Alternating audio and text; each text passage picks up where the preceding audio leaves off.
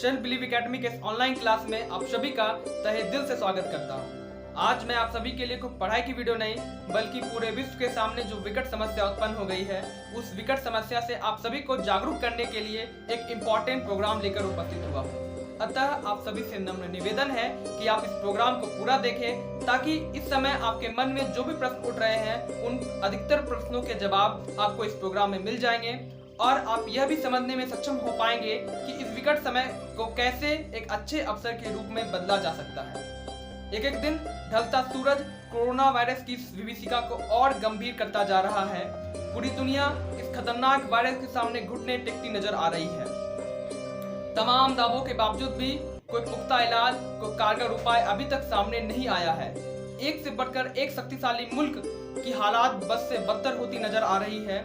यह पूरे यूरोप को अपने लपेटे में ले चुका है। भारत में भी इसकी संख्या बढ़ती नजर आ रही है। भारत जैसा देश जिसकी जनसंख्या इतनी अधिक और घनत्व इतना ज्यादा है कि इन बढ़ते मामलों ने भारत में भी चिंता का माहौल बना दिया है। भारत सरकार हर लिहाज से कारगर कदम उठा रही है। डॉक्टर्स, पुलिसकर्मी और तमाम अधिकारी इससे निपटने के लिए दिन रात एक कर रहे हैं। अगर सभी समाचार आपको एक खबर दिखा रहे हैं तो आपको भी इस विशालकाय चुनौती को समझना पड़ेगा। अगर हम और आप सिर्फ अपनी अपनी जिम्मेदारियों को उठाकर एक सच्चे नागरिक होने का कर्तव्य निभाएं तो यकीनन नतीजे बेहतर हो सकते हैं। लेकिन अभी भी जो मामले तेजी से बढ़ रहे हैं उनका सिर्फ और सिर्फ सरकार के दिशा निर्देशों का पालन ना करना है। तो पूरे विश्व के हालात को देखते हुए अगर हम और आप ये संकल्प ले कि हम अपने अपने घरों में बैठकर इस कोरोना के खिलाफ इस जंग को मिलकर लड़ें और पूरे भारत को, इस देश को सुरक्षित बनाएं। दरअसल यदि आप इस समय को लेकर परेशान हो रहे हैं, बेचैन हो रहे हैं, चिड़चिड़े हो रहे हैं तो इसका मतलब है कि आप लोग अपने अपनी कंपनी को सही से एंजॉय नहीं कर पा रहे हैं। तो चलिए इस प्रोग्राम के माध्यम से हम उन मुद्दों पर चर्चा करेंगे जो मुद्दे आपको सबसे ज्यादा परेशान कर रहे हैं, जैसे कि कोरोना का क्या होगा, लॉकडाउन कितना चलेगा और इस समय आप क्या करें, आपकी जो पढ़ाइयाँ छूट रही हैं उसे आप कैसे पूरा करें। तो जहाँ तक कोरोना की बात है तो स्थितियाँ उतनी अच्छी नहीं है जिसे आप सभी को समझना पड़ेगा। यह एक महामारी है, ग्लोबल महामारी है। ग्लोबलाइजेशन से पहले सब कुछ लोकल थी तो बीमारियां भी लोकल थी। जब तक कई देशों का एक दूसरे के यहाँ आना जाना नहीं था तो महामारियां होती भी थी तो वहीं फैलती थी, वहीं नुकसान करती थी और वहीं खत्म हो जाया करती थी। लेकिन आज का दौर ग्लोबलाइजेशन का है तो यह कैसे संभव है कि हम इस महामारी को चुटकियों में सॉल्व कर लें। आज की स्थिति यह है कि वैक्सीन अभी डेवलप हुई नहीं है तो उसके इलाज के लिए कारगर दवाइयां भी नहीं है। अमेरिका जैसा शक्तिशाली देश जिसमें मौत का आंकड़ा 30,000 के पार पहुंच चुका है, स्पेन नहीं संभल पाया है, इंग्लैंड नहीं संभल पा रहा है, इटली जिसका हेल्थ इंफ्रास्ट्रक्चर विश्व में दूसरा स्थान रखता है वह भी अपने आप को नहीं संभल पाया। तो हम ये कैसे मान ले कि चीजें आसानी से और बहुत जल्दी ठीक हो जाएगी। एक ऐसी बीमारी जिसके बारे में हमको ये भी नहीं पता कि यह एक बार खत्म होने के बाद पूरी तरह से खत्म होगी या नहीं होगी या फिर से पैदा हो जाएगी, क्या होगा नहीं होगा। मेरा अनुमान यह है कि अभी कम से कम 2 से 3 महीने चीजों को ठीक से समझने में लग सकते हैं। और जहां तक लॉकडाउन की बात है तो लॉकडाउन का मसला केंद्र और राज्य सरकार दोनों मिलकर इसका समाधान करेंगे। वर्तमान में इसे 3 मई तक बढ़ा दिया गया है और इसके बाद क्या होगा यह किसी को नहीं पता। जैसा सिचुएशन होगा उस अनुसार से देखा जाएगा। सीधी सी बात है, जान है तो जहान है। तो चलिए हम लोग पढ़ाई के मुद्दे के बारे में चर्चा कर लेते हैं। तो मेरा मानना यह है कि समझदार व्यक्ति वह है जो समय के साथ खुद को बदलने की ताकत रखता है। किसी ने सही ही कहा है कि बदल जाओ वक्त के साथ या वक्त को बदलना सीखो। बदल जाओ वक्त के साथ या वक्त को बदलना सीखो। मजबूरियों को मत कोसो, हर हाल में चलना सीखो। दरअसल यह समय बहुत बड़े बदलाव का समय है। कोरोना ने हम सबको मौका दिया है कि हम चीजों को एक नई नजरिए से देखें, एक नए तरीके से समझें। जहाँ तक पढ़ाई की बात है तो यह कहाँ जरूरी है कि हम लोग क्लास में ही जाकर अपनी पढ़ाई करें। आज के दौर में कई ऐसे साधन उपलब्ध हैं जैसे मोबाइल, लैपटॉप, जिससे हम घर बैठ के तैयारी कर सकते हैं। क्योंकि हमको ये नहीं पता क्योंकि जो संकट है वो कितने दिनों तक चलेगा। हो सकता है 3 महीने चले, हो सकता है 6 महीने चले। तो इतने समय तक बिना पढ़े अपने समय को बर्बाद करने से बेहतर है कि हम लोग घर बैठ के ही ऑनलाइन तैयारी करें। अंतिम बात तो यह है कि हम लोग अपने स्ट्रेस को कैसे हैंडल करें।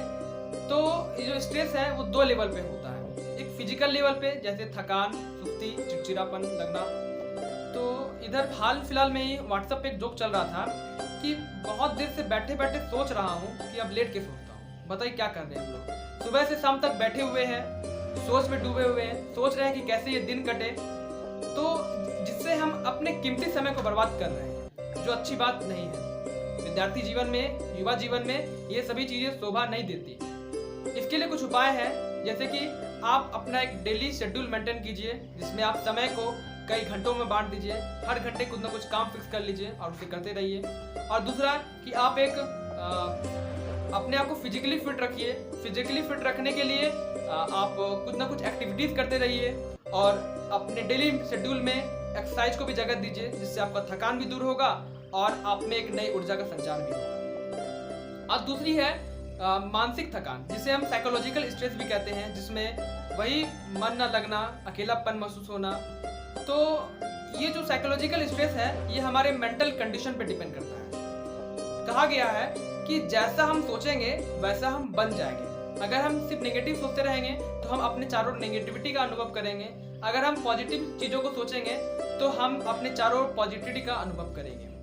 तो इसका सीधा और एक ही उपाय है कि हम अपने मन में नकारात्मक बातों को निकाल दें और अपने मन में सकारात्मक ऊर्जा को भर दें। अगर आपको लगता है कि आप अकेले हैं, अकेले में आप बोर हो रहे हैं, तो इस चीज़ को समझिए कि जिस दिन आपको यह लगने लगेगा कि आप अपने आप से मिलना, अपने आप से बात करना, अपने आप के साथ रहना अच्छा लगने लग जाएगा, जिस दिन आप बाहर की खिड़कियों में ना झांककर आप अपने अंदर अपने आप को देखना आपको अच्छा लगने लग जाएगा, तो उस दिन मैं विश्वास के साथ कहता हूँ कि आपको जो अकेलापन है, ये जो एकांत है, आपको दुख नहीं बल्कि इससे आपको बहुत सुख मिलेगा।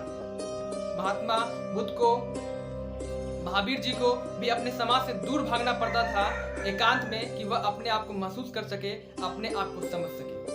भाग दौड़ की जिंदगी में इतना आसान कहाँ होता है एकांत मिल पाना।